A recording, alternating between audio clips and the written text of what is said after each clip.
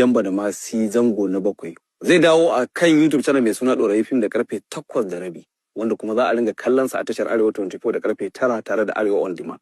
Rabon da mu dora gidan Badamasi kai tsaye a YouTube channel tun shekara ta 2019 ma'ana 2019 kenan kusan shekara 4 ko 5 kenan rabon da gidan Badamasi ya dawo kai tsaye akan YouTube channel.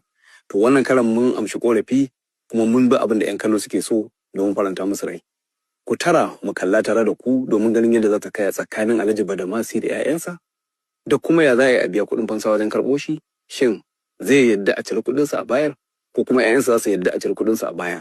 Wannan amsa tana cikin shirin gidan Badamasi zango na 7 wanda zai dawo ranar 26 ga watan nan da muke ciki na Disamba.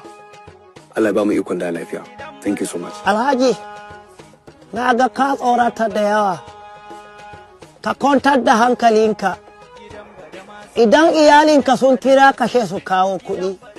Duk wanda ka ga mun kashe shi, to ba mu muka kashe shi ba shi ya kashe kanshi. Alhaji me za ka yi? Me kaga ko nake so ne? Zan hule usul.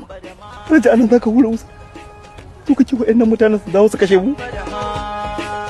Allah ka mai da usul ɗin. Dan Allah ka mai da usul ɗin. Gidan Badama